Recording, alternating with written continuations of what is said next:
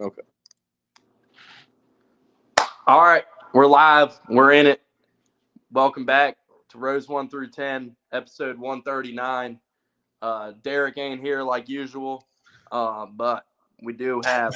I guess you're not a guest today. You're just the fill-in host today. Oh, the pleasure. Yes, Bailey. I've been on here like 2 times maybe, but it was last season, so. Yeah, man. Appearance number 1 of the year. Yeah, you've been on a few times. You were on when we talked to Caden Honeycutt. Mm-hmm. You were on after what, Dega last year or Bristol last year? It was Indy. Indy, yeah. And I'm pretty sure it was either Dega or Brit. Yeah, you came on after Bristol because you were on when we talked about all the Pistone shit. Yep. That's what it was. Yep. So, yeah, glad to have you back on. Waiting, hoping some people file in here. Yeah. I'll go off screen for a second so I can go retweet this. Make sure everybody's seeing it. But yeah, it's good to be back though. Yeah, man. You had a fun weekend in Bristol, I know. Mm-hmm, so you'll have plenty to talk about. Go watch that 4-car lead laps. Hell yeah, dude. Yeah, I was definitely gonna get into that, and I didn't get a chance to watch the truck race at all, so I'll need you to carry me through that. And I was kind of in and out watching the Cup race on Sunday. I was busy winning a fucking SEC championship. So, but yeah, man, excited to talk about it. Excited to hear about your weekend at the track. Mm-hmm. I guess a little bit of bullshit that we can touch on too. Mm-hmm. That stuff's always fun to talk about. That I was involved in for no reason. Yeah, I mean, I think we all kind of got roped into it. I just fired off a tweet trying to rep my boys, and suddenly I'm getting kicked out of the University of Kentucky that I don't even go to, apparently. Mm-hmm. So I got canceled for no reason. Yeah. You guys were just telling me before I came on here that this guy wanted me to get kicked out of the University of Kentucky. Fun fact: I hate the University of Kentucky. I've been to the state of Kentucky one time in my life. You were with me. Literally the only time in my life I've we hated it. Wasn't great. Couldn't figure out how to get out of a gas station. Got hit with a 30-pack in the back of the head. So that was a fun trip. That was my Kentucky experience. So yeah, but I'm officially kicked out of the University of Kentucky for being too racist. So shame. That's a real shame, man. Yeah, I mean, it's sad, honestly. And you know, the crazy. I never thought. I never thought I was racist or sexist. I mean, my girlfriend is Latina, and but yeah, I mean, I learned something new.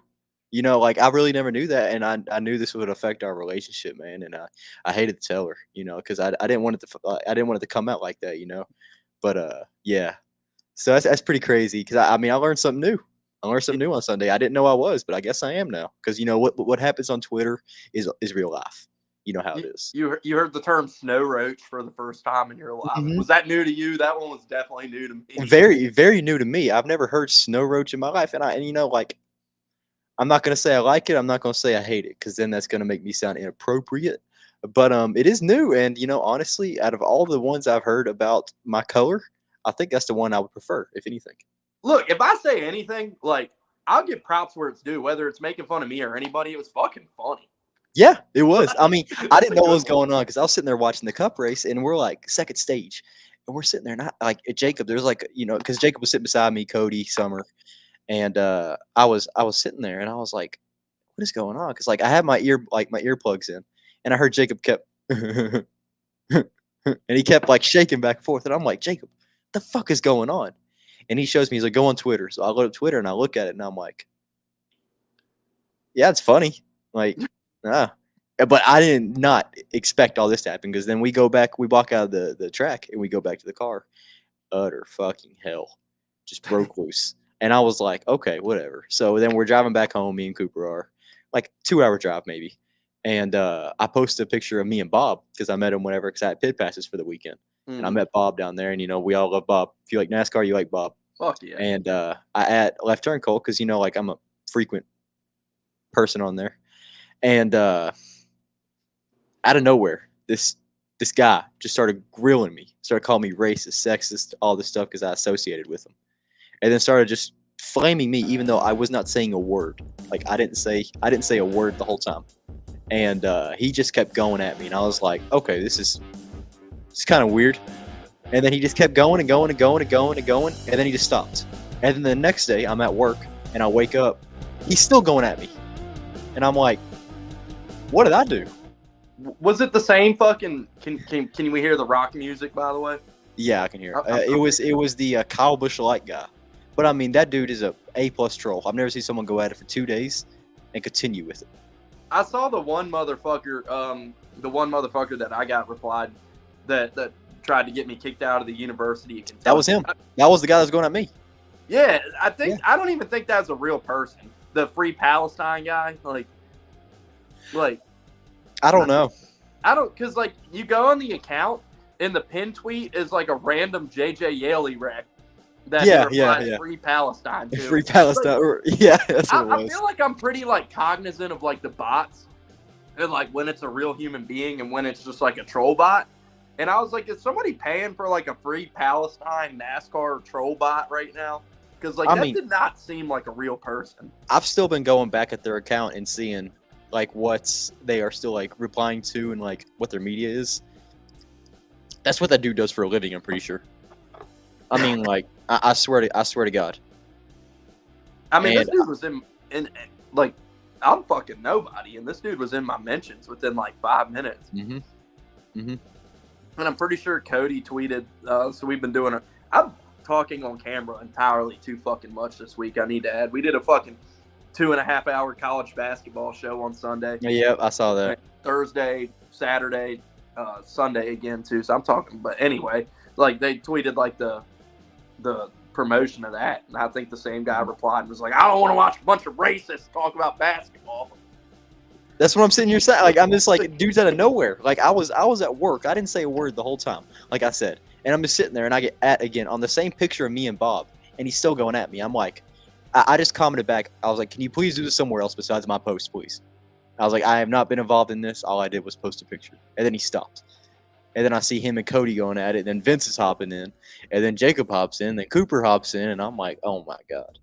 Dude, if there's one thing, and this isn't me trying to like pat myself on the back, I'm fucking in the foxhole with the boys. If they're in the foxhole, I'm jumping in there. It's the same shit with Dalton last year. And this happened now, and I'm like, I'm fucking saying my piece. Because I ain't letting these motherfuckers talk shit about my friends and like not jumping in. I was going to, man, but then I was sitting there and I was like, honestly, I don't use Twitter. Like, I just go on there to, like, if you look at my Twitter, I don't post a thing. I just repost you stuff. never tweet. I didn't even know you still had a Twitter at one point. That's what I'm saying. That's what I'm saying. I never go on there. So I was like, you know what, screw it. You know, I retweet, like, LTC stuff all the time. And, like, whenever you go live, I'll retweet it. And I'm like, whatever, I'll just post a picture real quick. So then I do it, and then obviously I caused this. Hey, and it's always when the LTC boys go to Bristol, they have some shit to deal with. It was spring and fall. It was Dalton last year getting fucking roped into it. And This time, Dalton probably felt good. He's probably like thinking in his head, he's probably like, I'm not the center of the controversy this time. And me and Dalton were the guys who just sat there and we didn't say a word. We were just like, we weren't involved in it. I mean, half the guys weren't involved in the original tweet to begin with. It was just like, it was just a funny tweet to tweet out. But obviously, you know, watch what you say online. We can talk about what the tweet was about too, because it's just like fucking wrong. This is what pisses me off. Is it was a lady complaining about NASCAR ticket prices that started the whole thing. These same motherfuckers are just looking for. She was not going to go to the race, and for as much as people, because like the NASCAR attendance topic comes up a lot. It's like, how do we get? Which I think it's overblown because every NASCAR like track holds 100,000 people, an NBA arena holds 15,000 people. So you do the math. It's like more people are going to NASCAR races than NBA games, for example. But nobody's like, oh, NBA isn't getting people to the game. It's just because the track is not full. Doesn't mean nobody's going to the race. Like, prime example, we were at Indy last year, and Indy holds 250,000 fucking people. So, yeah, it probably looked empty on TV, but me and you got to see it with our own eyes. Like, there were a lot of fucking people. Yeah, there was. Yeah. And same thing with Bristol. That place holds 150, 200,000 people. And it was probably, I don't know, what'd you say? You were there half full? Yeah, truck race, I wouldn't even go as far to say a fourth full. Yeah, I mean Yeah, that's anywhere with a truck race. yeah. But But cup race, I'd say about half full. I mean, there was a lot of open seats, and it was still good attendance wise. I mean, but tickets were not that expensive.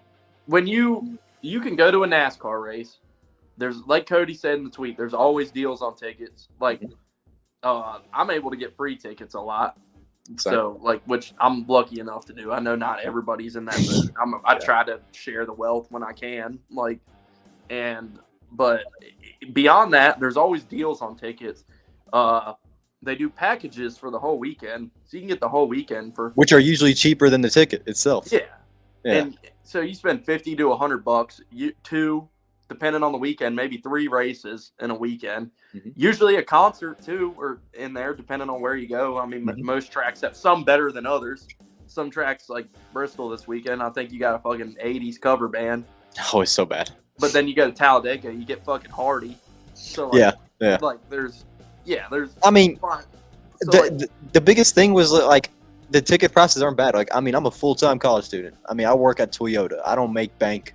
I don't do any of this, but I'm obviously, I can pay for these tickets. If I can, then a full-time worker that's not in college should be able to. I understand you have a family. I mean, cool. I got a family too. I got a dog.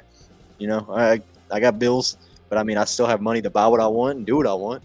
So, I mean, like, it's either you budget really bad or you just don't want to splurge $50 on a ticket. And also, these same people will spend however many hundreds of dollars to go see their favorite music artist play a concert. Concert tickets are fucking outrageous right now. Like, we all like music. We all have our favorite artists. I'm sure most of us go to concerts now and then. Concert tickets right now are ridiculous. Like, they were literally introducing legislation into Washington to try to curb the prices of concert tickets. Like, it's fucking ridiculous right now. And but people go to those concerts with no hesitation. You can't bring anything in. You pay $18 for a beer. You pay $20 for a hamburger. You pay $50 for a T-shirt. And people do that. And that's not just concerts. That's an NFL game. That's an NBA Oh God, game. yeah.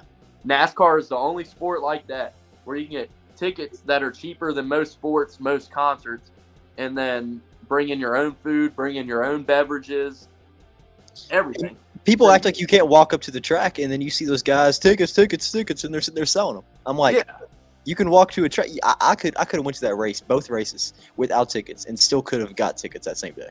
Yeah, I've even gone to races before. I mean, this hit and miss, but it's happened plenty of times where I'll walk in and they don't even scan the fucking tickets. I'm like, damn, I didn't even need a ticket.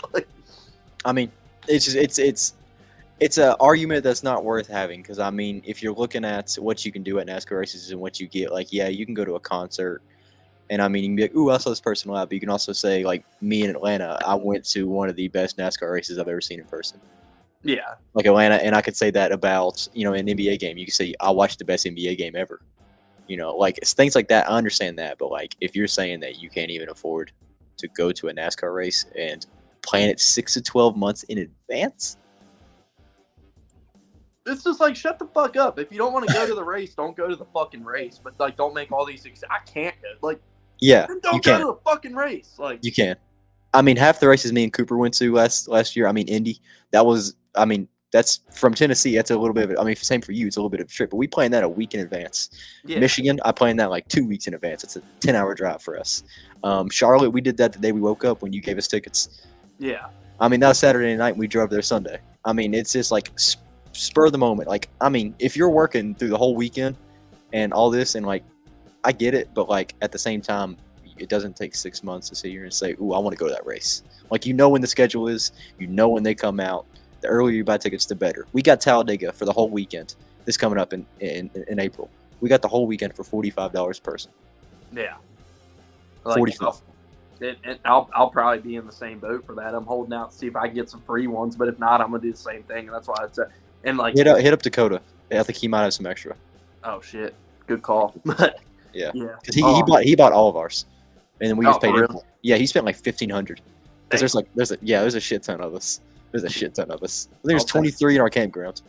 I'll send him a text and that. But yeah, I mean, Curtis is coming down again, and another one of my buddies is coming down again. So Yep, the whole bus is coming. So Andy and David Poole, they're coming in the big bus. Oh, So hell yeah. they're going to be there. So the whole bus will be there, and it's going to be like 23 people just in our group. So I mean, I think he might have an extra probably. I don't know. Yeah, I'll hit him up after this, honestly. Like, Yeah. 'cause, I'm in the same group chat with him for a race pick'em league we do, so I'll hit him up about that. I'm sure a lot of those people will be there. Oh, everyone is. There's no one. Everyone that I know is going to be in Dega. There's no one skipping Dega. Yeah, Even Dalton's going to be there. fuck So yeah. I mean, that's just enough. If Dalton's going to be there, then everyone's going to be there. Well, Dalton ain't missing Dega. Yeah, so that's true. We You know, know last time we were there during this time, I mean, who won? Kyle Busch. So I mean, you know he ain't gonna miss it. Goddamn right. Yep. Dude, did we ever tell you the story? I mean, on like we're bullshitting right now, but like last fall, it's like after you guys left on Sunday, me, Curtis, and Nathan, his brother that was there, the dude rocking the cowboy hat. Yeah. So we went back in the infield Sunday night. We stayed Sunday night, went on the boulevard. There wasn't shit going on, but Curtis knew some people down there, and they made us some food and stuff. So we hung out down there. They had locked the fence to get back in to get out. So we hop the fence and walk out the tunnel. We got cops coming up, security coming up, like this security on a golf cart, this security on a golf cart. Here comes a cop car. Probably about 10 people like roll up on us, all said and done. And this cop chews our asses out. Says, and this is the quote that got me. I'm tired of seeing people die from hopping fences here. It happens every year. Which, number one, we never hear about. I've never heard about anybody dying in Talladega. At Dega? No, God no. Number two, I'd like to look up the number of deaths in America every year hopping a fence, but I imagine it's not too high. And It must be some old person. Most of those are probably coming from down south, but that's another issue. So that All right. so he says All right.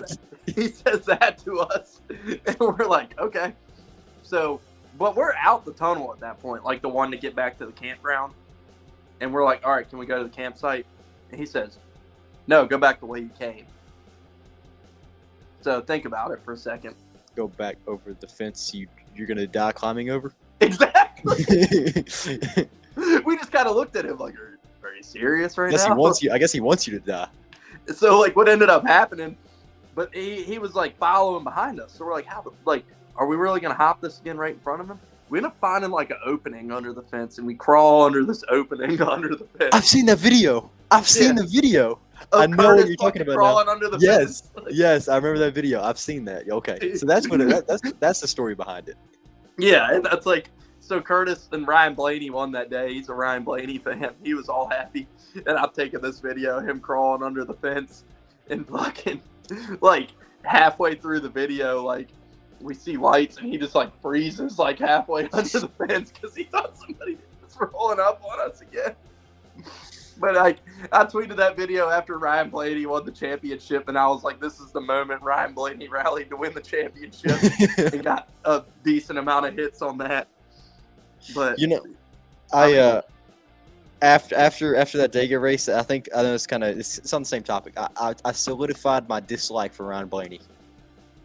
Oh, because he won it from Kevin.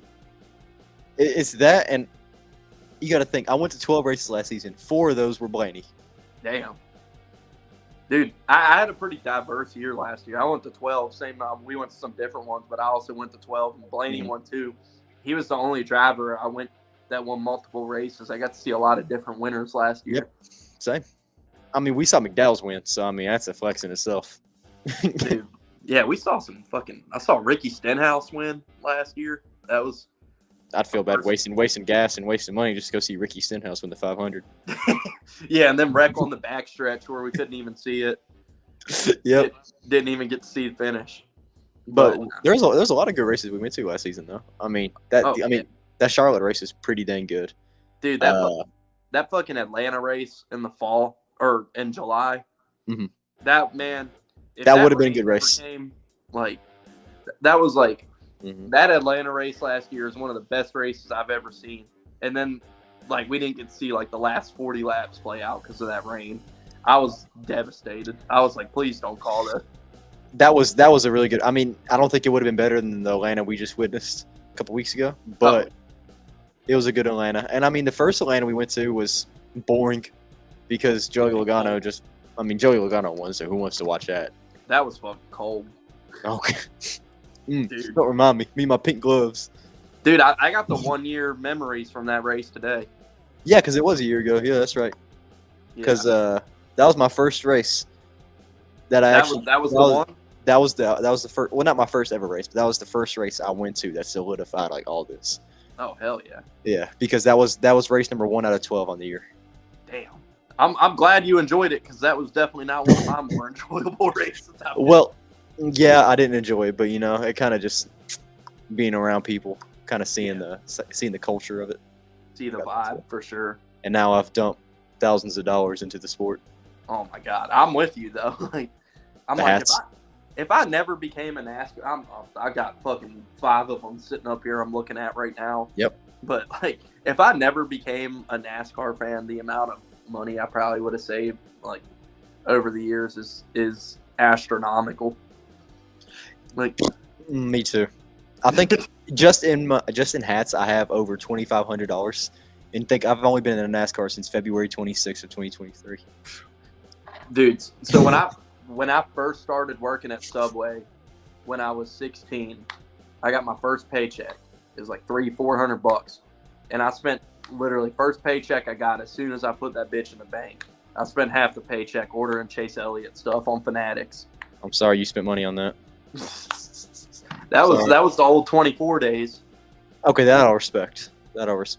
That was before the fan base really made me hate him. Yeah. It's not a fact. So people always think I hate Chase Elliott because he's Chase Elliott. I hate Chase Elliott because his fan base. It's kind of like that's why I kind of started to hate Ross more.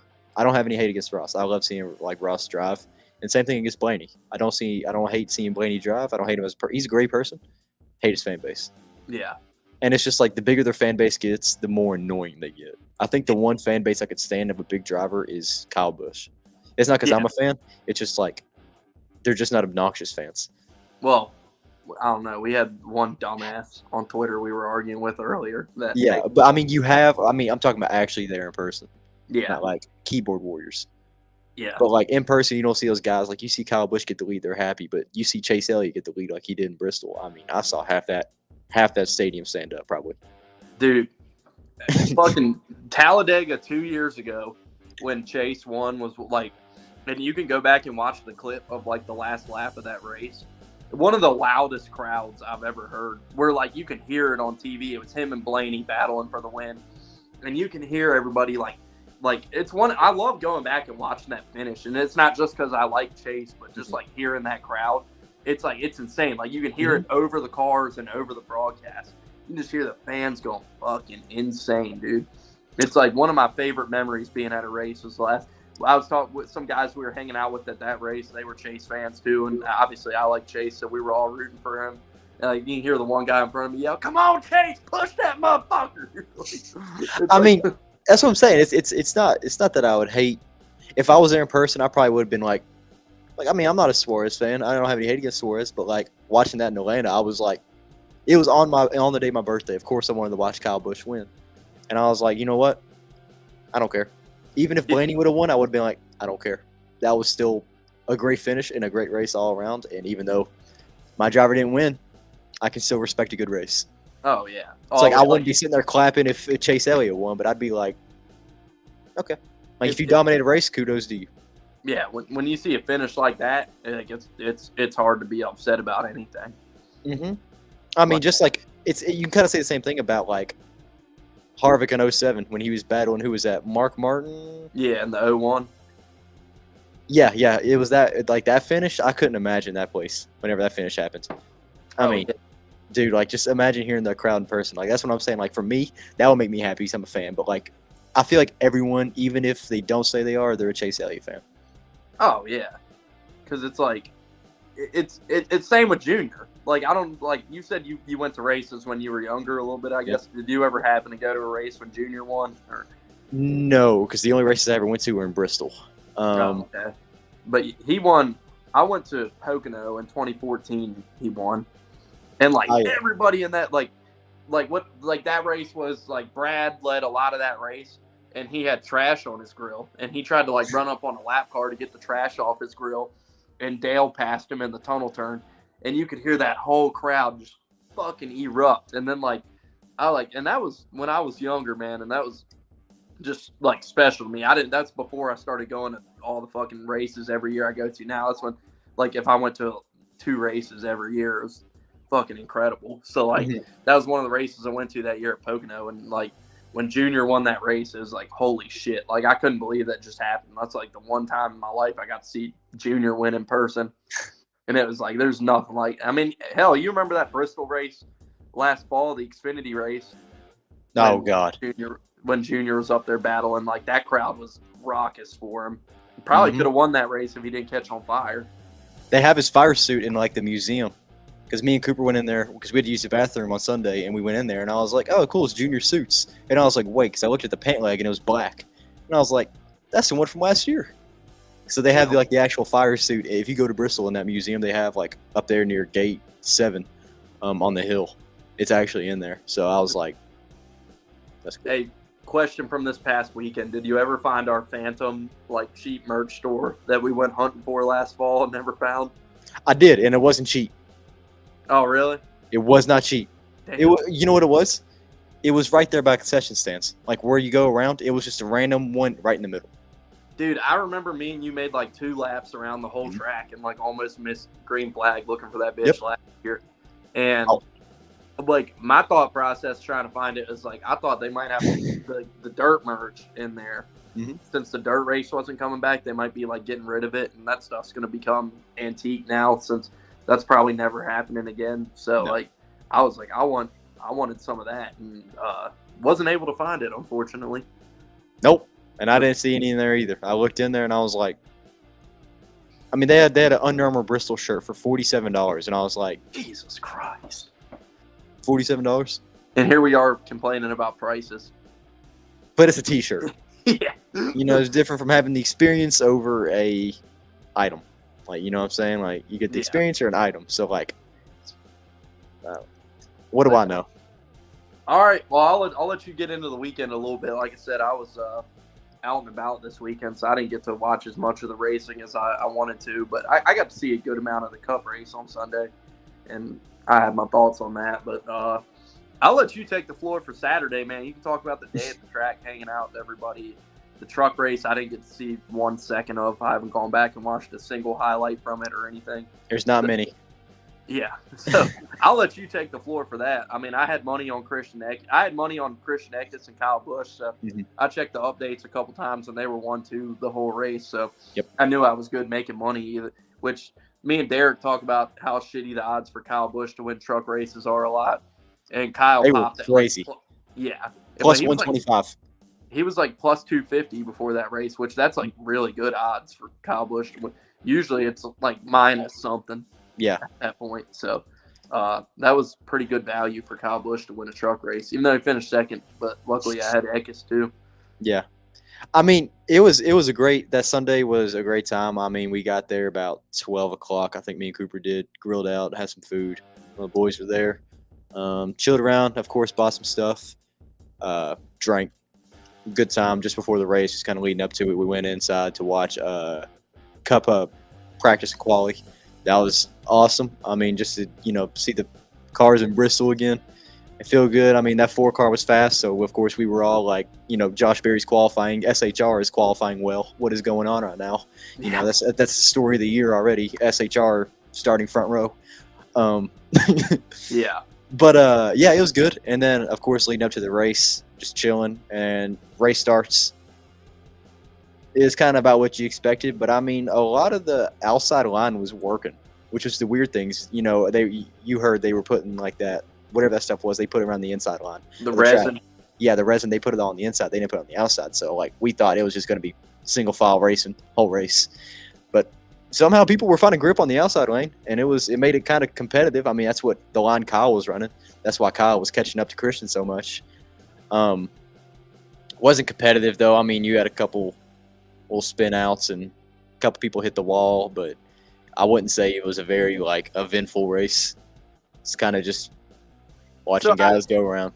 I heard them mention it on LTC last night. I didn't like read too much into it, and I don't know if you know what they were talking about, but somebody wanted the race to get like red flag because like the track was too slick or something.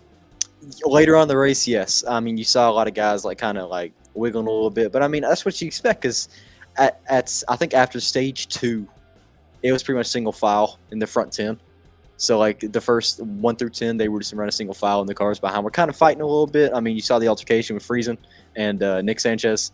You saw that because I mean, they were kind of running side by side, so that's kind of what you expect.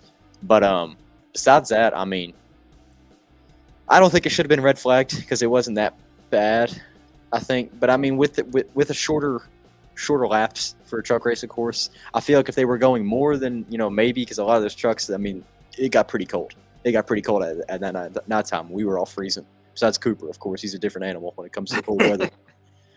Dude was wearing shorts and short sleeves, and he looked fine, but we were all sitting there freezing. So it got really cold after the sun went away. Well, he probably had about 25 beers at that point, so that'll help. Yeah, but it got really cold. So, I mean, I could have seen it, but I mean, like, you can tell that resin was wearing off a little bit, and the guys are kind of being cautious. They were using different lines. They weren't really hugging the inside anymore. They were kind of riding a little bit in the middle. But nah, I mean, even the tire fall off in that race, it wasn't as bad as we saw in the Cup race.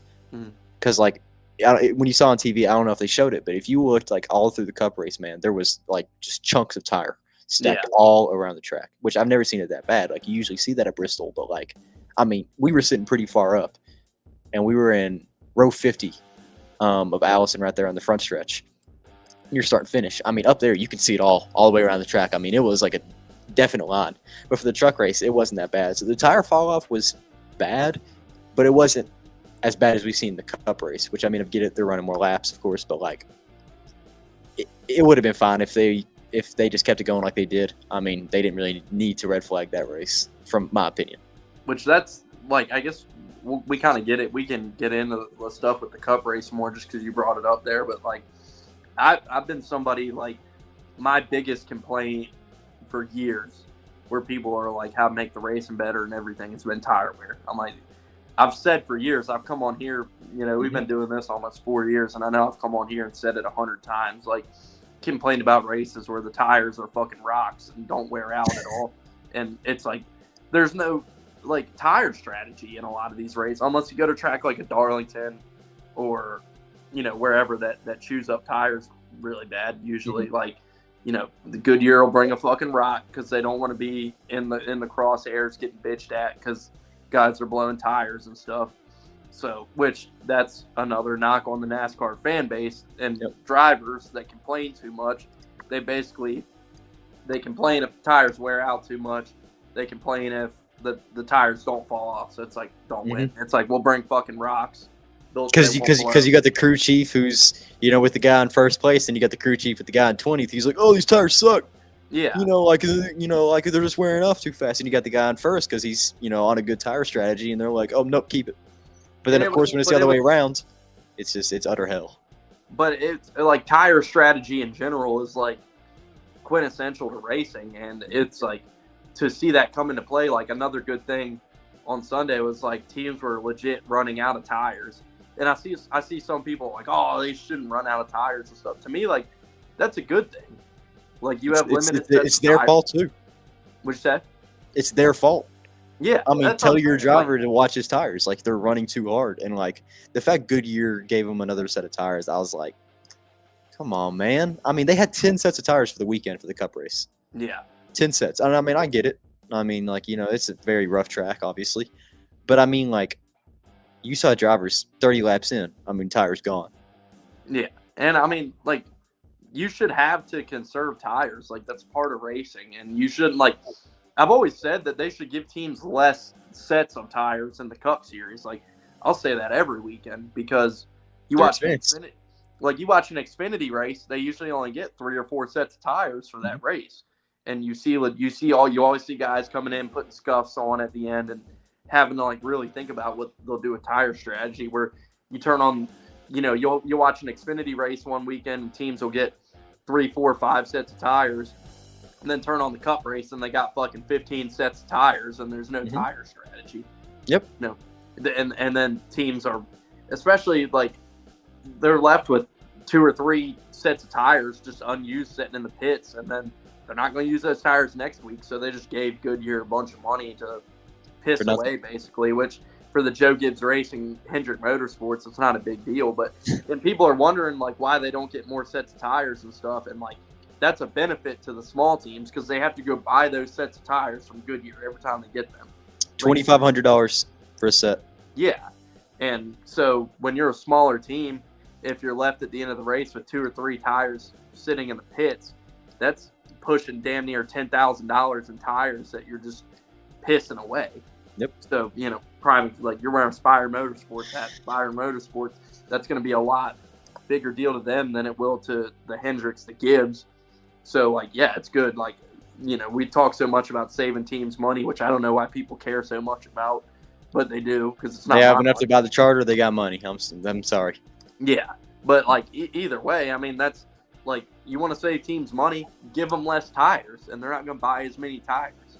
That's, which I'm sure Goodyear's up there. Like, yeah, get as many. Which they probably would have given them more tires on Sunday. They gave them the 1 extra set, but they said on the broadcast that they only had enough tires in the facility to give the teams 1 extra set. They didn't have enough tires there, like, on site to give them more than 1 set. So that's why they only got the 1 extra set on Sunday. Thank God. Yeah, I mean, I think it was great. And like, seeing the tire fall off in person, man, it was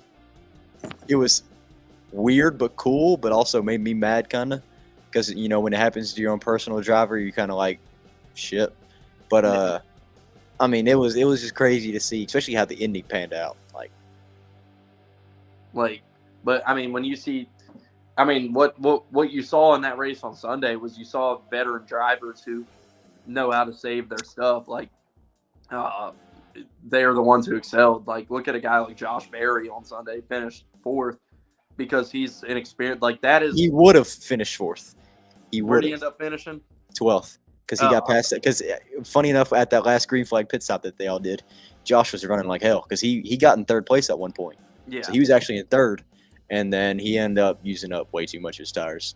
Then he got passed up by Denny with like 20 to go, and then dropped like a rock to 12th because when he got lapped, it kind of just. But he should have finished 4th, but it's his fault. But I was about to give him credit, but I was gonna say, like, he's an experienced short track racer for years. Like, he really understands the yin and yang of saving tires, not using them up, like how to go through a run and not burn your tires up. Because if you watch late model stock car racing, which is where Josh Berry came from, like, that's essential. Like, me and Derek and like we've gone to a lot of those races. We went to Florence last year, and that whole race is just about saving tires.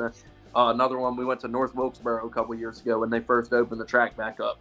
God, yeah, that definitely had the late model stock race there, and Junior kind of ran further back the whole race, but Junior, just being as talented and experienced as he is, just tore like hell through the field at the end and ended up finishing 2nd because he's so smart and so experienced. He knew how to save his tires. And then, like, the last 20, 30 laps of that race at North Wilkesboro, we're just watching Dale Jr. charge through the field because he has more tires than everybody else.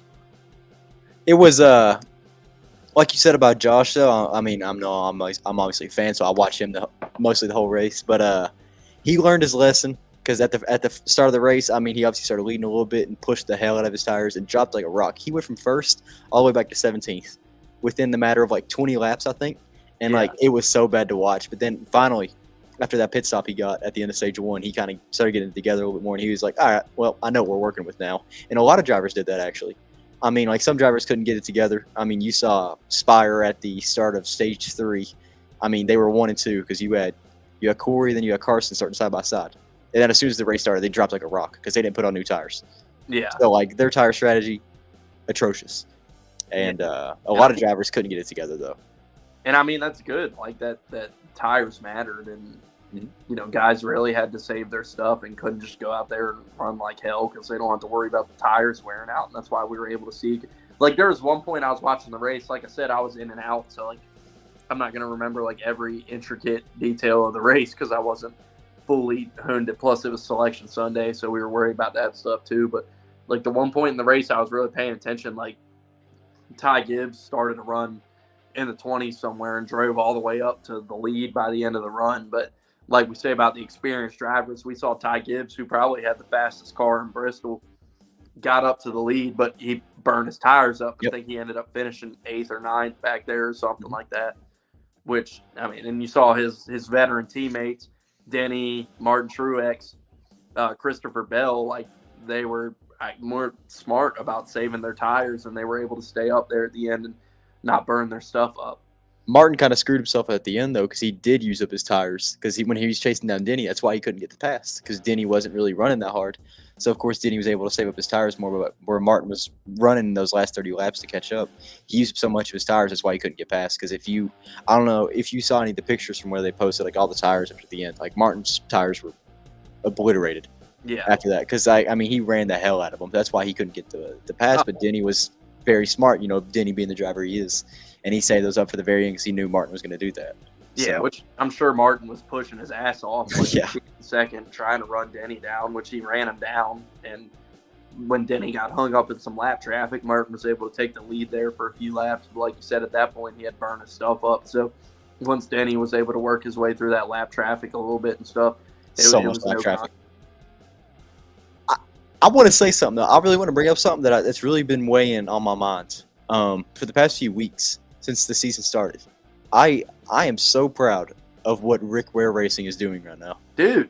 They were driving their asses off on Sunday, and I don't get it. Like I was sitting there with Cooper and Cody and like Jacob. We were all like, Justin Haley and Kaz Gralla are doing this right now. Like Justin, he ran P10, like top 10 most of the night. Yeah, the whole night, and I'm like, Kaz was up there too. Like you said, like which. I mean, when Justin Haley first announced he was going there, like a lot of people were like, "What is this guy doing? Why are you doing this?" But like Rick Ware Racing is what people can make their jokes or whatever, but they're putting legit effort into getting better, making their stuff better. I believe they have a technical alliance. I don't know how deep it is, but an alliance to some extent with RFK. Oh yeah, they're like really tight with RFK now. Like they're like. Yeah, like they're making legit strides to get better and make their stuff better. So. Like, it's the same thing we've seen with Spire the last few years. They're building up, and I think they're at a point this year where they're really competitive. I think Corey said on his podcast a few weeks ago, they went from 45 employees last year to like 150 this year. Mm-hmm. Like, they're really stepping up and trying to improve their stuff. It's cool to see the change. I mean, like, to see where Rick Ware is going in Spire, like Spire actually running, somewhat close to the top. Consistently-ish, depending on the track. I mean, it's pretty cool to see. And Carson in his rookie season, I mean, he's doing well in the Spire car. I mean, Zane Smith hasn't really.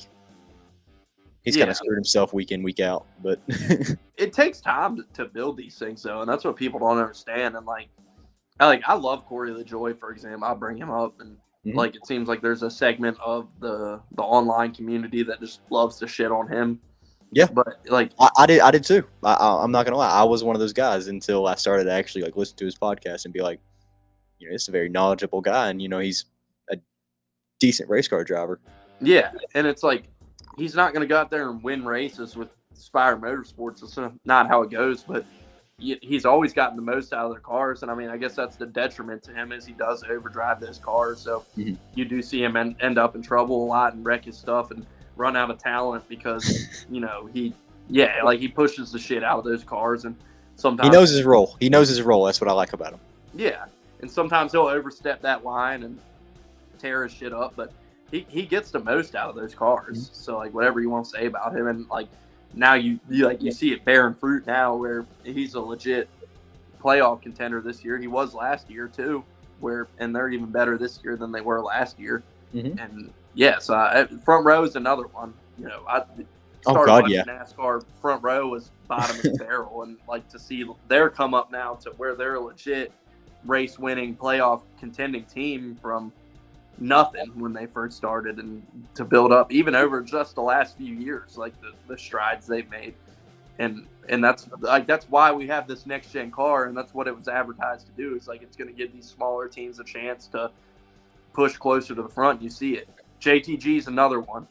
Stenhouse won Daytona last year and made the playoffs, but like if people forget last year when they bring that up, Ricky Stenhouse would have made the playoffs on points last year if he didn't win Daytona. Mm-hmm. He was like 13th, 14th in points. Like he was going to make the playoffs on points even if he didn't win that Daytona race. JTG is really good at super speedways anyway. I don't know what it is about that team. I mean, even in Bristol, that car looked decent. I mean, Ricky did get in a little accident, if you want to say so. He did spin out. But I mean, even still after that, he recouped, and I mean, they ran decent for the race. Yeah. So I mean, JTG at super speedways though. I mean, that's just it's kind. You could say the same like same thing about front row, kinda. Which I mean, I get it. It is a little bit easier, or if you will, as a person who's watching, not as someone who's driving, of course. But it's a little bit easier for those like mid-tier cars to run better at those. I mean, like when you looked at the duel in Daytona this season, I mean, BJ McLeod was top 3 at one point, and in duel 2. Yeah. I mean, BJ McLeod. He was driving a hell of a race. Yeah. That's what I'm saying. And like, I don't know what it is about the season, man, but it's like when you look at a short run, you see the Ford and Chevys dominate, but when you look at long run at some tracks, you just see Toyota. Yeah. And that's the crazy part. Like, it's just Toyota. I mean, even Legacy showed up this weekend.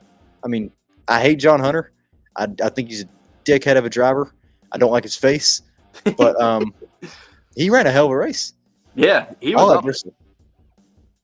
I mean, that's the same thing I'm saying, like, about Justin Haley, too. Like, I mean, as much as I want to sit here and hate on John Hunter, I can't sit here and say anything bad. I mean, because, I mean, when I see him in Xfinity, I get mad because I'm just tired of seeing his face in Xfinity. Yeah, but I hear you. In Cup Series, like, you don't see much about Legacy. I mean, Eric Jones was a projected favorite to win the race in Bristol, but, of course, ran in a little bit of trouble. So, I mean, since he was out, I was like, I don't see Legacy doing anything this weekend. But then seeing John Hunter go out and do what he did, I mean, that was cool. And, I mean, you could tell by that race all the way until stage 3, the mid-tier teams, they had a shot. Yeah. I mean, yeah, it was a fun race, and the tires were a big part of that. It was more in the driver's hands and less about the car this past weekend because didn't really matter what car you were in. It just came down to who could manage their tires the best and get through a run the best. And you got to see some guys who might not have race-winning equipment like really work their way up there because they were smart about it. We got a sup snow roaches. Jesus Christ, man, what's up? But yeah, I mean, even Kyle Busch, like. So for someone who dominates at Bristol, I mean, you can tell, like, stage 1, stage 2, he had a good car until he spun out and started going backwards in pit lane. That was just a downward spiral for him after that. I guess that's just his new thing now, by the way. Yeah, Bristol. It's the third time we've seen him do it in 2 years, the driving backwards part. Yeah, so. Yeah, I mean, even that, I mean, I didn't expect much from Austin Dillon because I never do. I'm not an Austin Dillon hater, but at this point, I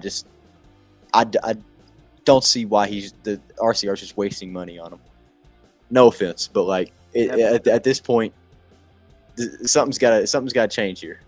That's nepotism, baby. That's never going to change. I know, but same with Austin Cindric. What you hate? Okay, that's the only Penske guy I will say I'm not a fan, but I do like him because outside of he's kind of like a Blaney for me. I don't like really watching him race, but at the same time, I'm like, he's a good guy. Like, Cindric's funny. That's why I like him. He's just a funny ass guy. I'm just ready to see him do something, man. He said, "What's the hat?" It's a Corey LaJoy hat, actually. Shout out my boy Nathan Grant. He's proud of me. So I got my Carson hat, but I want to get a little regular Spire hat. So we're stacking pennies on this shit. Stacking pennies. But yeah, I'm really excited for next week at Coda. I mean, one of my favorite tracks. I mean, I'm an F1 fan, so like that's my favorite track in F1. And obviously get to watch it next week with some ex-F1 drivers running in 2 series. So, your boy Kamoy's coming back. Oh God, man! When I saw that 50 car is beautiful. That gold number 1. Sweet. Yep. And then in Xfinity, you probably don't know him, but his name is Daniel Kvyat.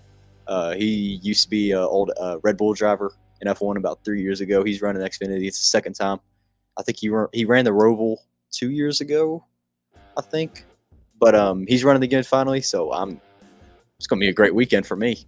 I mean, I'm cool with it. So I'm hoping to see something with Sheldon Creed this weekend. I just want to see him win. He's a I'm good not I'm road not racer. I'm not a Creed fan, but like I just want to see him win. He's a good road racer, so he should be a contender. Yeah, I mean, and we're going to get the new, I believe, because the new short track package is also running on the road courses, if I have my facts right this year. So maybe we'll see an improvement on the I don't road know. courses. What did you say? I don't know for sure. I haven't really dived into I any believe of it that. is. I'll have to fact check myself after this, but I believe the new short track package this year is running on the road courses.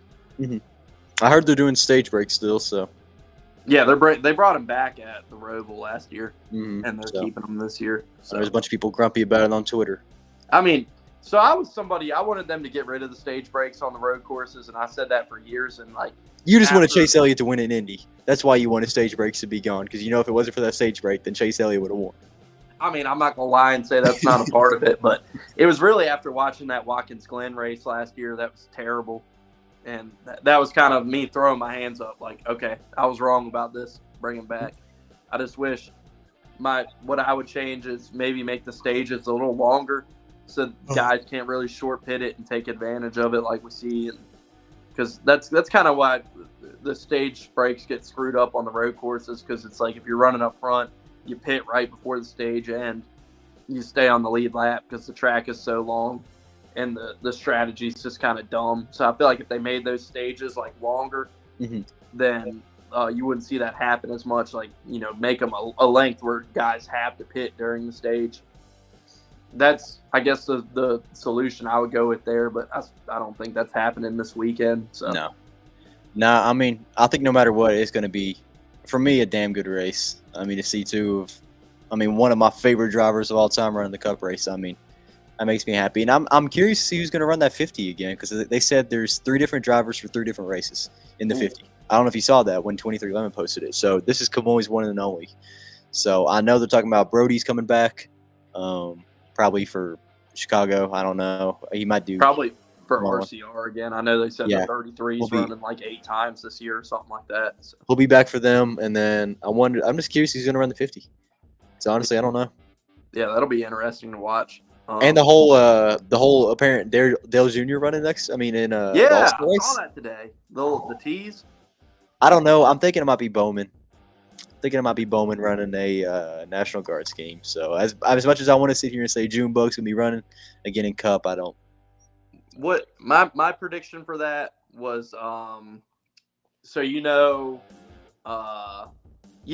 at Darlington Throwback Race every year, how they have like an old car like pace the field before the race. Like they had Clint Boyer driving the Davey Allison car a couple years ago, and they've had I think it'll just be Junior and like maybe his Daytona 500 winning car pacing the field there or something like that. So I think he's gonna run a race. If it is anything, I don't. Has he said what Xfinity races he's running this season? He has not yet, but okay. I believe he said he's going to. They just haven't announced yet. He's got to do Bristol again. I know that. There's no way he's not sponsored. Oh. It's sponsored by Clear American. Fun fact, you guys put me on to this shit. This shit's good, man. It's cheap. That night I stayed at y'all's house after Indy. Cooper gave me one of these. It was a different flavor. I can't remember which one he gave me, but he actually put me onto that. I started drinking them after that. Yeah, it is the 50-year Mobil 1, because Red Bull Racing is also running a 50-year Mobil 1 scheme in F1. So that's going to be like the whole thing for the weekend. It's Dude, pretty much. You're the F1 guy, by the way. I brought it up on here a couple times the last couple weeks, but I don't really know what I'm talking about. What's going on with Red Bull? That whole thing's a shit show right now with the president firing that woman and everything.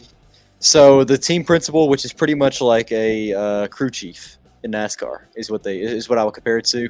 The team principal pretty much has been sending very explicit messages to a woman employee that works for the team for many years now, and she finally came out about it. Reported the shit, tried to get Christian Horner booted, but apparently it went to court and everything, but there wasn't enough evidence to claim him guilty, even though there was text, all the messages were sent into a Dropbox file, all that, but it still obviously wasn't enough. And they reopened the investigation too, because more of it was submitted, and then they end up suspending the woman employee, and the team principal has gotten away scot-free. Yeah, that's a bad look. And I guess there's been some trickle down rumors coming out of that. I mean, yeah, that's not trying to gloss over that. Like, that's terrible. Yeah. That's Yeah, it is.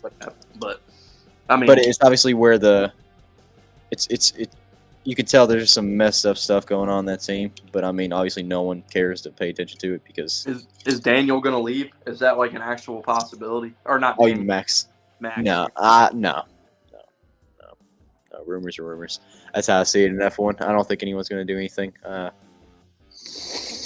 It is what it is. As long as he has a fast car, I feel like he's not going to complain. Derek said last week it's kind of after the Lewis Hamilton to Ferrari stuff. Like, everybody wants to be the first to like the next big scoop, so they're kind of reaching for shit right now. What does this even mean? What time is practice for UK? Kentucky. The Kentucky thing. Yeah. I don't know. I guess I got to text Coach Cal and see if I'm still on the team. Yeah. Hopefully we can get through the first round this year. I mean, usually the team who wins in the SEC never really goes on to have a successful March Madness run. So don't say that. Just saying. We went to the Final Four last time we won it. So. Just saying. I don't know. We went to the Final Four last time we won it, so that's what I'm hanging my hat on. I just want Purdue out. I'll be dead honest. Yeah, so the basketball show that we did on Sunday and we're gonna do all week. We got Jacob Beff on there. He's a diehard Purdue fan. I met him on Saturday. I know. Oh yeah, no, he definitely is very passionate. He's a good dude though. He knows a lot about college basketball. That's why. When we were putting this all together, he was one of the first picks for that to be on there, which we got a great crew for that. I hope everybody, if anybody's watching, we got 43 people watching, which is surprising. But whoa, really? Yeah. Jesus. Yeah, we got 43 people watching us do this right Nice. now. So but yeah, I mean, if you're watching this right now, watch us do the college basketball show Thursday. I won't be on Friday. I think they're still going to run it Friday with Matt and William Luke. That's to be determined, I guess. And then Saturday and Sunday we'll be doing it for sure. Like once the last game of our plan is once the last game of the night wraps up, go live, recap that day's games, and then do like a little preview for the next day. Do it like that. On What He Asks, it'll be live on the Sectator Media YouTube. It'll be live on my Twitter, and it'll be live on William Luke's Twitter. So 3 different ways to get around and watch that. If you're a basketball fan and want to tune in, we'll certainly talk about it. We got my buddy Matt on there too. He's a college basketball junkie. Like, he knows more than any of us. I think we'll all say he can tell you about every single team in the tournament and give you a full scouting report on them. Not me. Yeah. No, this dude I'm talking about like the shittiest conference in college basketball. He'll be able to give you a whole fucking preview and like recap what happened this season. I love college basketball, but I can't even compare to what he has. So yeah, definitely that's enough about that. Check it out. What do you say? 2 is on YouTube. 2. I don't know what that means, but yeah. For that, yeah, but yeah, check that out. But I mean, yeah, anything else on the weekend at Bristol? Like, so what did you think about the crowd? I guess it seemed like a pretty good turnout. Was it? So crowd was good. Were you at the dirt race last year? I was not. I actually skipped out. Oh, okay. I was gonna ask, and I wasn't there, so I can't say myself. But I don't know if it was like a better or worse crowd than the dirt race last year, because that was one of the whole things. Everybody said, "Oh, I'm gonna go back.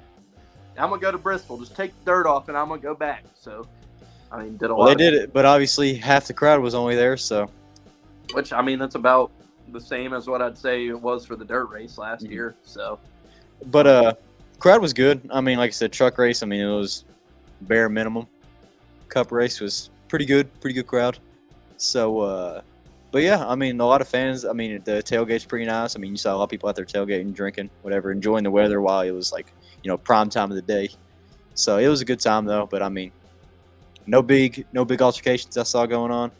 He's talking about the 45 people watching. I guess most of them are on Twitter, because I got it on my Twitter right now and on the Rose 1 through 10 Twitter. So it's a lot easier to watch stuff on Twitter because it pops up right on the feed. That's why I've been trying to put them on there. Nah, but I'm ready getting these predictions for next week or this weekend, man. Yeah, I'm gonna go black here for a second because I gotta get the odds pulled up and everything. All good. I gotta get it up too. But yeah, we got Coda this man. So I was just in Texas for almost 2 months. I wish I was there another week and could have gone to Coda this weekend because I was in San Antonio like an hour from there, but I left literally like Friday last week. So, is there a truck race this weekend, or is it just Xfinity Cup? Hold on. Xfinity and Cup, or I think is it Truck and Cup, Xfinity and Cup. It's a doubleheader on Saturday. Up right now. Okay, so it's all 3 series. That's right. I can't look at the odds pulled up. Truck right now, so I'm not sure. By the way, the music is glitching out. Is he in here? Derek's in the comments. Yeah. What up? What up? Is he? Yeah. Hell yeah. Alex Bowman, sleeper top 5, triple header. That's not. What's up, Derek? Sorry you couldn't come on tonight, man.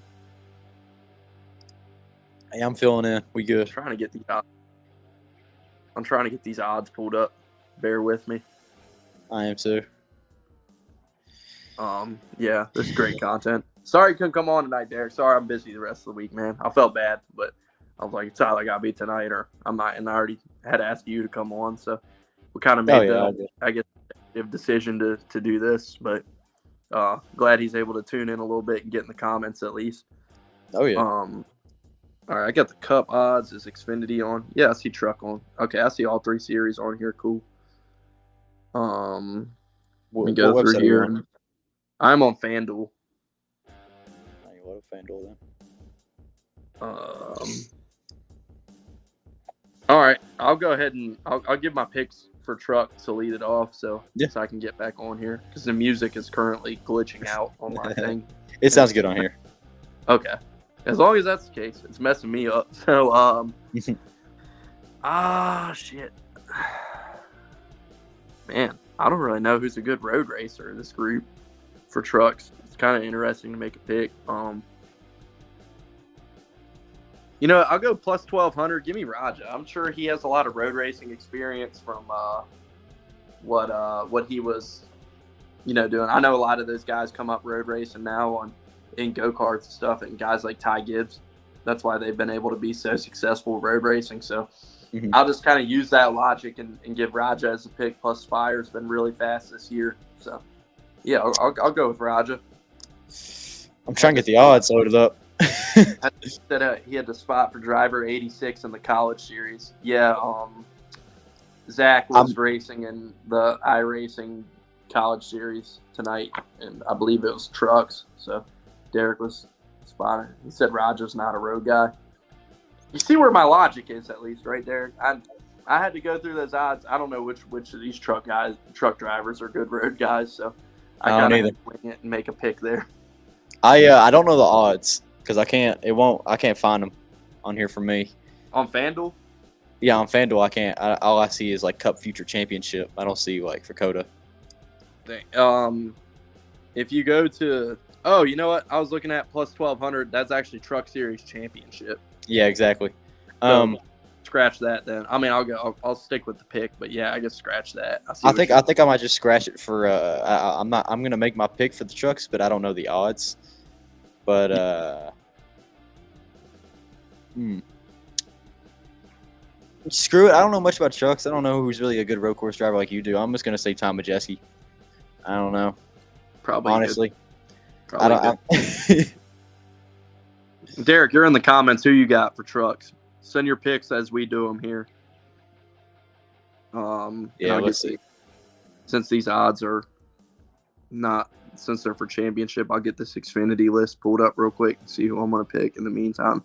By the way, while we're doing that, did you see that Cody Jinks, Haley Deegan paint scheme?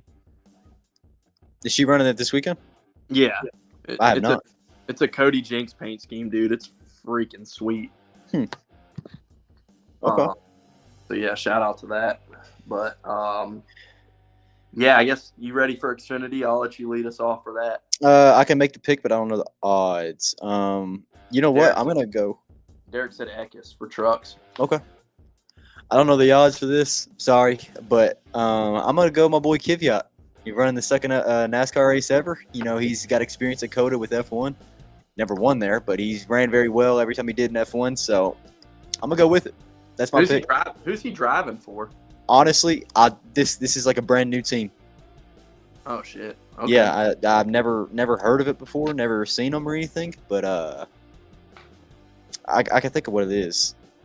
You can go with your pick, and I'll just say, like, I think the battle this year on road courses in Xfinity is going to be fun to watch, and it's going to be Shane Van Gisbergen and AJ Allmendinger. Equal equipment, both guys driving for Colleague. I think they're going to have some awesome battles on the road courses this year. So I think anytime we go to a road course, they're probably not going to have great odds, and they're probably going to be who your winner comes from. But with that being said, I'll go with my boy SVG to get his first career Xfinity win.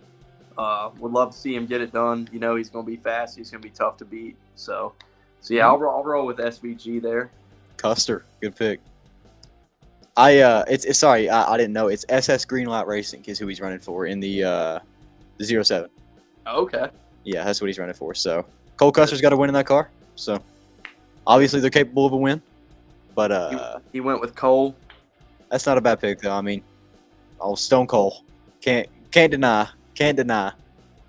And as we go to Cup, so yeah, we'll give our winners for Cup. And then every week with Cup, you've been on with us before, we do a top 10 underdog. Mm-hmm. So, yeah, if you go through that list of guys in Cup, I'll draw the line at Chase Briscoe, and anybody below that can be your long shot top 10 pick if you're looking at the odds there on FanDuel. But in the meantime, winner-wise, wow, Shane Van Gisbergen is plus 900, the third favorite to win the race. Yep. You want to do our underdog first? We usually do winner then underdog. Okay. So we'll pick the format. Winner. I'm gonna say. I see Ross getting done again. I ain't gonna lie. I'm gonna get Ross at plus 1200. All right. So I'm gonna lock that in. I see Trackhouse having a good time at this race again. I'll go with the second former winner at COTA, but it's been too long. I really feel it coming this weekend. Chase Elliott gets back to victory lane, plus 800. Man, he is long overdue to get back to victory lane and kind of shake off some of the rightful criticism he's gotten. He hasn't run great in the last year or so he's had some good runs. Very true. It's about time for him to win again. So I think he's going to be strong this weekend, and I'll go with him to get it done at plus 800. Second favorite, with Reddick being the favorite at plus 400. Yeah. Yep, that's bound to happen. You like any top 10s? Have you gone through that list? Top 10, you said Briscoe and below? Yeah. Man, I know he's plus 3,500, but I'm going to say Kamoy. I mean, you just got to be careful. I mean, even I know this is above Briscoe, but I'm saying for betting wise, in Indy, he was the fastest in practice. Just ran into some bad luck during quali. Had a very bad run. So, I mean, I would not count him out. I'm a big fan. He's plus 160 for a top 10. Is he? Okay. Oh, wait. I'm looking at – I don't see that. All I see is outright betting. Oh, shit. Just go down on the outright betting list and look at Briscoe and below and pick who you think's an underdog that can get a top 10, and I'll tell you the odds. I'm going to sit here and say Bubba Wallace. All right. Yeah, he's gotten better at road racing than the last year. That's plus 380 for that one. I'm going to say Bubba because why not? 2311. I mean, it's a Toyota. It's a strong car, obviously, on the long run, which I mean – I can see at a road course with this car. I don't know how it's going to do in the quote-unquote long run because it is a longer track, of course. But I see Toyota is doing super well at this race. I don't see Ford doing too much, but I see Toyota. It's going to be a Toyota and Chevy dominated race. Yeah. Derek took Byron to win, by the way. So that's a good pick. Underdogs, I'm going to give two. You can give another one if you want, but there's two I really liked on there that I wanted to highlight. First one being plus 380, former winner here in the Truck Series, Todd Gilliland. I was going to say the same, possibly. Yep. Yeah, he won here in the Trucks a few years ago, beat Kyle Busch and Alex Bowman in that race. So, I think that's a strong pick. So I'll go with Todd plus 380. And then another one, good road racer. I think he was always good on road courses in Xfinity. I think he can have a good run here. Been fast this year, plus 500, Noah Gragson. So I don't know if I'd say top 10 maybe, but like I do see where you're coming from, but like I just don't see Ford doing too well this race, honestly. Yeah. Yeah, but I mean, it's going to get stretched out. It's going to be that kind of race. So, yeah, I can definitely see those two guys getting up there and having some good runs, though. Derek, comment your top 10 as always so we can get that in there. But, yeah, other than that, man, don't really have much else to add. If you don't, we can go ahead and get ready to wrap it up. But yeah, I mean, it was pretty much at all the high points, everything. I mean, big shout out to Christian Eckes and Denny Hamlin for winning this weekend. Anyways, I won't be giving him a shout out, but I don't want to. But you got to give credit where credit's due. He had a masterclass of a race. So my MVPs of the weekend were the dudes in the picture fucking flipping him off when he was getting out of the car. Those are my MVPs. Hey, 2 cucumbers were thrown this weekend, so yeah, they had the cucumber OG man himself on the podcast last night. They did. I'd like to point out also, I did meet the man himself, me and old Josh Berry. What was up with the Sunny D stuff? I tried to ask Cooper about it last night. Derek said Haley plus 350 for the top 10, by the way. But yeah, I saw you guys down there, and you guys got a bunch of Sunny D gear. I imagine that's not all stuff you bought. Maybe it is, but what happened with that?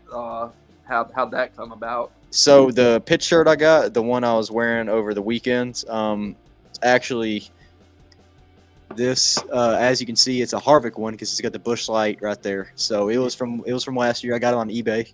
Praise God. The hat's brand new. They just dropped those this weekend, and the flag, as you can tell, they just dropped all this new Sunny D stuff over the weekend. And of course, and plus Josh Berry's from Tennessee. He's from Hendersonville. I mean, you can't sit here and say that, you can't not be from Tennessee and not like Josh Berry. That's how I see it. So that's why I was like, man, why not? Honestly, he's great at short tracks because he's a late model racer. I seen, even if he's not in a good car, because Stuart Haas is quite shit. I still see him running well. So I was like, screw it. I was stuck between Kyle Busch or Josh Berry, and I was like, I don't care. I'm gonna wear Josh Berry. I was like, I'm gonna be down in the pits. I want to meet him. I just thought, based off y'all's stuff, I thought Sunny D might have hooked y'all up or something. No. He got that shirt on eBay as well. He got some little quarter zip, and it's it was a Harvick one. Nike Sunny D on the sleeve right here, super nice. But I mean, if anyone's in here and you want to know where to get pit shirts, just go on eBay and type in NASCAR pit shirts, and you will find them. Dude, I need to get the Hemrick one you sent me last month. Yeah, I wouldn't even bother spending money on that, man. Hemrick has been an extreme disappointment this season. No offense. I don't think he has. I think Colleague has in general. Colleague, yes. I mean, I think we're going to see the true Colleague this weekend. Yeah. I mean, which Hemrick has, for what it's worth, he's, Atlanta and Daytona, I feel like he made the best of what he had. But and then he's just kind of been running in the back most weeks. He's just been kind of BJ McLeod. But, I mean, so is Colleague in Xfinity. I think Colleague's in a situation, I said this last year about them too, where just as an organization, they bit off more than they can chew.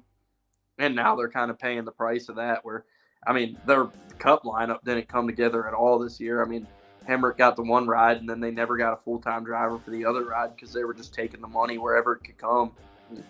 I mean, they've been open that they've been having some financial struggles and stuff. So they're praying for the best, I think, in these road courses. Because, I mean, you see what they're running 3 cars this weekend. They're running the 16, the 13, and also they got the 31 because AJ's running the 13. The 16 is going to be Shane, and then the 31 is going to be Hemrick. So they got 3 cars. So I think they're mostly banking off these road courses. I think they're praying for the best during these to kind of get them something going. Like top 5. I mean, obviously that's some money that they get off that. So I think that's what they're mostly hoping for is a good finish during one of those. But I mean, you're right. I love Daniel Hemrick, but it's certainly not been a year to write home about or anything. But and I'd hate to see something happen to him just because of that. Like something like him happen in the 31 car, like they boot him. And I hate to see that because I mean, when you don't give someone equipment that they can be good in, how do you expect them to be good? Yeah. Like, you know what I'm saying? Like, you could say the same thing about Spire and Corey. Like, he obviously didn't have the equipment to say he's running well every weekend. But, I mean, obviously they were loyal to him, and he's been very loyal to that organization. And as long as I think Hemrick will be loyal to that organization, you know, they understand their place and where they can shine at. And then, of look how course, long McDowell and Front Row have been loyal to each other, like all those yeah, years. that's what I'm saying.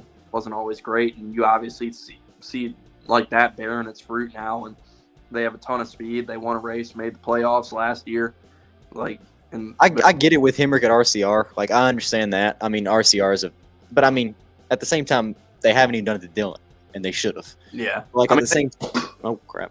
At the same time, I think that this seat that he's in is not as high pressure, even though they want more out of him, but it's not as much pressure on him to really perform well week in, week out with the car that is delivered to him.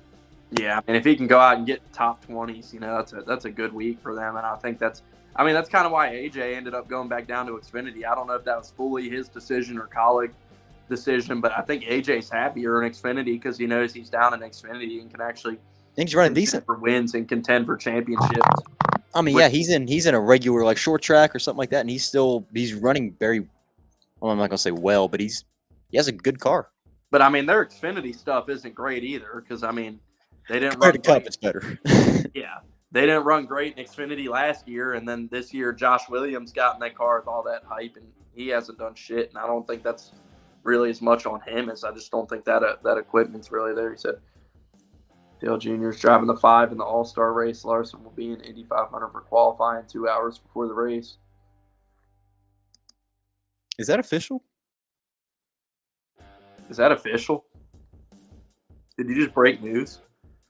Unless Derek has some inside information. Yeah. Should we check the place where you find the truths of all truths? Yeah, at Bob Pockris. Twitter? I mean, even if it's not official though, I mean that does add up. I can see that. I mean, what is this? That Junior Motorsports just tweeted it out. I don't know if you can see the lighting. There it goes. Ooh. They tweeted that out. But I don't know. Dude, that doesn't look like a. I wasn't planning on going to North Wilkesboro, but if Junior's running, I'm there. I mean, tickets are gonna be ridiculous. Dude, I wasn't planning on going, but if Junior's running, I'm making the trip. I don't really give a shit about the All-Star race, but I'll go for Dale Jr. I'm waiting to see what's going on. Like, I'm genuinely curious what's happening right now. Like, I mean, is there anything? Big if true. I could see it though, because that would make sense. But Larson said he wants to do both because he has the primary scheme that he's already had because he has the orange and blue Hendrick cars. But he's saying for the All-Star race because Indy qualifying is right before the All-Star race. That's true. My bad. But that would be sick, man. I mean, killer. I would definitely go. I want to go to Bristol again. If he runs to Bristol again, I want to go and see that race, not watch it on my TV because that was one of the most energetic races I've seen in a while. I mean, just like at Bristol, at least. I mean, that was. Oh God! That was awesome. I remember sitting there and I was just like, watching Sheldon Creed and Austin Hill and an Allgaier come out of nowhere and smack the wall and win the race. I mean, that was just. Yeah, that was awesome. Hopefully he runs Bristol again, or I mean, hopefully he runs anywhere again. But I mean, I imagine he will. So. Oh yeah. But yeah. Yeah, he said not official, but it adds up. That does make sense. So we'll see you at 9 a.m. tomorrow. Yeah. The official, if it's official, but unless they're just going to keep blue balling us. All right, man. Well, we'll call it a wrap. Been going over an hour here. So, yeah, man, appreciate you coming on again. I'm sure you'll be on here more this year. Yep. I'll definitely see you down in Talladega. So we're excited about that. 1 month. 1 month away. Hell yeah. God, man. So, got any parting shots before I end this thing? Nah, man. Kamui Kobayashi Masterclass this Sunday. Make sure you watch it. That 50 car is going to be in victory lane for the first time. Not really, but a man can only dream so much because he never won an F1. But, yeah, it's going to be a good weekend no matter what. I think Coda is always, for me, it delivers good racing no matter what motorsport venue you're watching. So this is coming from a road course lover. So, but, yeah, it's going to be a good weekend. I think we got a bunch of good races. So it's a packed weekend. doubleheader on Saturday at the Good Race Sunday. So March Madness going on too. So March Madness going on. First games were today, right? Yeah, first Yep. school. Yep, Yeah. exactly. So I mean, it's gonna be a great week. I think for everything, for every sport. I mean, baseball season starts next week. Fuck yeah, dude. Can't ask for much more. Tomorrow, actually, they got the Korea games this week. 28th, I think the first games of the season actually like at the home fields they actually start. Yeah. So, But yeah, so appreciate you coming on. If Yeah. you're watching, subscribe Sectator, subscribe Rose 1 through 10. Follow our podcast on whatever. Follow us on Twitter. All of that. We'd appreciate it. We love it. We're trying to grow this thing as we can. Been going almost 4 years now. So, yeah, 49 people watching tonight. I'm pretty happy with that. So, yeah, appreciate all you. Tune into the college basketball show this week. One Shining recap show. We'll be doing that. Almost planning on every night of the tournament. I'm sure we'll miss some here and there. We'll see what happens. But I already know I'm going to concert Friday, so I won't be able to be on there then. But planning on being on there Thursday, Saturday, and Sunday. So, hell yeah. Until then. Appreciate you having me on. Yes, sir. All right. We'll see you.